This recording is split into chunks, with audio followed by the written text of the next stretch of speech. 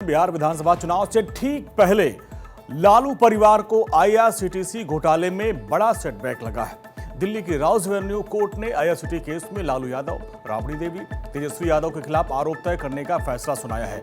IRCT मामले में राबड़ी देवी और तेजस्वी यादव पर 120B 420 आईपीसी के तहत ट्रायल चलेगा, जबकि लालू प्रसाद पर प्रिवेंशन ऑफ करप्शन एक्ट के तहत धारा लगाई गई है। और लैंड फॉर जॉब मामले में राउज एवेन्यू कोर्ट 10 नवंबर को अपना फैसला सुना सकता है। राउज एवेन्यू कोर्ट ने अपने आदेश में कहा है कि सीबीआई ने सबूतों की एक चेन पेश की है। कोर्ट आरोप तय करने जा रहा है कि इस मामले में सीधे सीधे जो नजर आ रहा है कि लालू प्रसाद यादव को फायदा हुआ था। कोर्ट ने लालू यादव से पूछा कि क्या आप अपना अपराध मानते हैं। इस पर लालू यादव समेत राबड़ी और तेजस्वी ने अपना अपराध मानने से इनकार कर दिया और कहा कि हम मुकदमे का सामना करेंगे। देखिए, कोर्ट का सामान्य प्रक्रिया है और आप सब लोगों को पता है कि ये सामान्य प्रक्रिया है। और आज कोर्ट ने बुलाया था और हम लोग गए थे। केस जो है हम लोग आगे लड़ेंगे और आप सब लोग जानते हैं कि भाई हम तो पहले कई दिनों से कह रहे थे कि अब चुनाव आया है तो इस तरह की चीज़ें होंगी, लेकिन फिर भी न्यायालय का हम लोग सम्मान करते हुए हम बस इतना ही कहना चाहते हैं कि हम लोग हमेशा से लड़ते आए हैं और आगे भी लड़ेंगे और तूफानों से लड़ने में मजा ही कुछ और है। राउज एवेन्यू कोर्ट ने कहा कि प्रथम दृष्टया ये बात सामने आती है कि लालू यादव को बीएनआर के होटल्स हस्तांतरण की प्रक्रिया की पूरी जानकारी थी।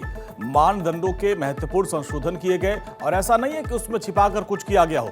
पेश सबूतों के आधार पर यह भी साफ नजर आ रहा है कि बिक्री के लिए उपलब्ध सभी प्लॉट पर मूल्यांकन कम किया गया और जब कंपनी को हिस्सेदारी सौंपी गई तो ये सभी लालू, राबड़ी और तेजस्वी के हाथों में आ गए। कोर्ट ने फैसले का स्वागत किया। बीजेपी ने और आरजेडी लालू परिवार पर हमला किया और उनकी नीति और नीयत पर सवाल उठाए। तो भ्रष्टाचार करेगा, आरोप तो उसी पे तय होगा ना। आईआरसीटीसी मामले में पूरा लालू परिवार सम्मिलित है और यह भ्रष्टाचार से बिल्कुल बिहार बदनाम हुआ है। ऐसे भी लालू परिवार पूरा भ्रष्टाचार के लिए, घोटाला के लिए, परिवारवाद के लिए बदनाम हैं, प्रतीक हो गए हैं यह भ्रष्टाचार के और घोटाले के। और जो घोटाला भ्रष्टाचार करेगा, न्यायालय तो न्याय करेगी ही। हालांकि लैंड फॉर जॉब मामले में दिल्ली की राउज एवेन्यू कोर्ट ने फैसला टाल दिया है। इस मामले में 10 नवंबर को फैसला आ सकता है। लैंड फॉर जॉब केस को लेकर सीबीआई ने कहा था कि इसमें बड़े पैमाने पर भ्रष्टाचार हुआ है। कुछ सेल डीड के साथ अगर उसको छोड़ दिया जाए तो जमीन की खरीद के लिए ज्यादातर पैसों का लेन देन कैश में हुआ है। लालू यादव और उनके परिवार पर गंभीर आरोप लगे हैं। अब बीजेपी हमलावर है, कह रही है कि इन लोगों ने पद पर रहते हुए अपनी जेब को भरा और सरकारी संपत्ति को लूटने का काम किया।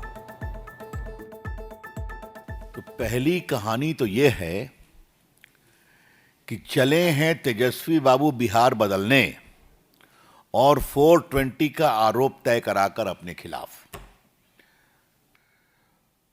मित्रों, लालू प्रसाद के पूरे अगर हम शासन को 3 वाक्यों में कहें, चारा खाना, अलकतरा पीना बिटुमिन और सरकारी संपत्ति की बांटने में टेंडर में हेरा फेरी करना और जमीन प्राप्त करना, और चौथा, 3 नहीं 4, चौथा जमीन दो नौकरी लो। और अब बात बिहार विधानसभा चुनाव से जुड़ी खबरों की। बिहार चुनाव को लेकर सियासी सरगर्मियां बढ़ी हुई है। सीट शेयरिंग के मुद्दे पर एनडीए में तस्वीर साफ हो चुकी है, लेकिन महागठबंधन में अभी भी पेच फंसा हुआ है। और इन सब के बीच आरजेडी सुप्रीमो लालू यादव, तेजस्वी यादव ने कांग्रेस नेता राहुल गांधी और पार्टी के अध्यक्ष खड़गे से मुलाकात होनी है। वहीं वीआईपी नेता मुकेश सहनी भी दिल्ली आ चुके हैं और मुलाकात के बाद महागठबंधन में सीट शेयरिंग का ऐलान हो सकता है। महागठबंधन में असली पेच कांग्रेस और आरजेडी के बीच फंसा हुआ है। दरअसल कांग्रेस 2024 लोकसभा चुनाव के नतीजों को आधार बनाकर ऐसी विधानसभा सीट अपने लिए चुन रही है जहां कांग्रेस ने मार्जिन हासिल किया है। और वहीं महागठबंधन में शामिल दलों में आरजेडी सबसे ज्यादा सीटों पर बिहार में चुनाव लड़ने की प्लानिंग में है। अब खबर है कि आरजेडी कांग्रेस को अधिक से अधिक 55 सीट देने को तैयार है, उससे अधिक नहीं दे सकती। अब खबर है कि बिहार में कांग्रेस अपने पुराने जनाधार और सीटिंग सीटों के साथ साथ 55 से अधिक सीट चाहती है। और दूसरी ओर आरजेडी की तरफ से कांग्रेस को कुछ मौजूदा सीटों पर भी, जिसमें से दलों के बीच तनातनी बढ़ गई है। वो चाह रही है कि जो कांग्रेस की सीट है उस पर आरजेडी के उम्मीदवार चुनाव लड़े। हालांकि दोनों ही खेमों के नेता कह रहे हैं कि भाई सब कुछ ठीक है, बहुत जल्द सीट शेयरिंग का फॉर्मूला तय हो जाएगा और फिर उम्मीदवारों के नाम का ऐलान किया जाएगा। मैं समझता हूं कल आपके सवाल के फहरिस्त में संभवतः यह ना हो। अब मैं बार बार एक बात कहता हूं, जब कोई गठबंधन होता है तो उसका कैरेक्टर पॉलिटिकल पार्टी से अलग होता है।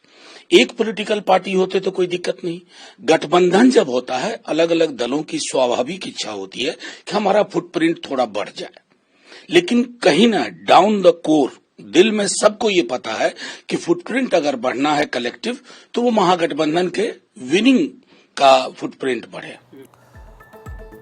अब सीट शेयरिंग पर जो सूत्र बता रहे हैं, खबर यह है कि बिहार में आरजेडी अकेले 130 सीटों पर चुनाव लड़ना चाहती है, जबकि कांग्रेस के खाते में 55 सीट आ सकती है। मुकेश सहनी की जो पार्टी है वो 20 सीटों पर चुनाव लड़ने का उसको मौका मिल सकता है। साथ ही वाम दलों के खाते में 35 सीटें जा सकती हैं। अगर 2020 विधानसभा चुनाव पर नजर डालें तो महागठबंधन में शामिल आरजेडी 144 सीटों पर चुनाव लड़ी थी, आरजेडी को 75 सीट मिली और वहीं पर कांग्रेस ने 70 सीटों पर चुनाव लड़ा और उसको 19 सीटों पर जीत मिली थी।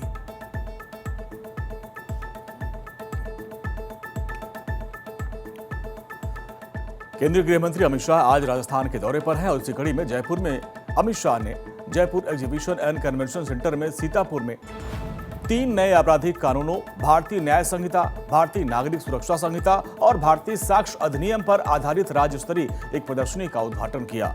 यह प्रदर्शनी 1 जुलाई 2024 से लागू नए कानूनों के 1 साल पूरे होने के उपलक्ष्य में आयोजित की गई है। गृहमंत्री ने कहा कि आज का ये कार्यक्रम विकास और न्याय दोनों का समन्वय है। प्रधानमंत्री नरेंद्र मोदी के नेतृत्व में देश में न्याय व्यवस्था में आमूलचूल परिवर्तन आया है। भारत की आपराधिक न्याय प्रणाली को अब औपनिवेशिक मानसिकता से मुक्त करके आधुनिक भारत की जरूरतों के हिसाब से बनाया गया है। देश भर में नए कानूनों के सफल एग्जीक्यूशन को लेकर भी केंद्र सरकार लगातार निगरानी कर रही है और उसमें सुधार कर रही है। एक प्रकार से विकास और न्याय दोनों का समन्वय करने वाला कार्यक्रम है। एक और तो तीनों आपराधिक नए कानून जिसके माध्यम से देश की आपराधिक न्याय प्रणाली में हम आमूल चूर परिवर्तन करना चाहते हैं। देश भर की जनता को संविधान से मिले हुए सारे अधिकार समय पर और सुलभ तरीके से मिले, ऐसी व्यवस्था करना चाहते हैं। इस दौरान गृहमंत्री अमित शाह ने कहा कि आज का ये दिन केवल न्याय व्यवस्था और नवाचार का नहीं बल्कि राजस्थान के विकास के लिए एक नए अध्याय की शुरुआत का भी प्रतीक है। अमित शाह ने कहा कि राजधानी राजस्थान ग्लोबल इन्वेस्टमेंट समिट 2024 के दौरान जो 35 लाख करोड़ रुपए के एमओयूज पर साइन हुए थे, उनमें से 3 लाख करोड़ के प्रोजेक्ट जमीन पर उतर चुके हैं। 4 लाख करोड़ रुपए के प्रोजेक्ट का भूमि पूजन आज इसी मंच से किया गया। राइजिंग राजस्थान का समिट चल रहा था, मैं भी आया था। मैंने गहलोत साहब का एक कमेंट पढ़ा था कि 35 लाख करोड़ के एमओयू तो किए, जमीन पर कितने उतरेंगे। उस वक्त तो हमने किसी ने जवाब नहीं दिया था, मगर मैं आज गहलोत साहब को कहना चाहता हूं, गहलोत साहब, ये भारतीय जनता पार्टी की सरकार है, ये कांग्रेस की सरकार नहीं है। हम जो कहते हैं वो करते हैं। इस दौरान गृहमंत्री अमित शाह ने जयपुर में पीएम सूर्य घर किरण योजना के तहत 150 यूनिट मुफ्त बिजली मुहैया कराने से संबंधित ऑनलाइन रजिस्ट्रेशन पोर्टल की भी शुरुआत की। साथ ही अमित शाह ने कहा कि जयपुर में लगभग 9,600 करोड़ रुपए के 1100 विकास कार्यों का शिलान्यास और लोकार्पण किया गया और उन्होंने कहा कि ये योजना सिर्फ गरीब और मध्यम परिवारों को आत्मनिर्भर बनाने में एक बड़ी भूमिका निभाएगी।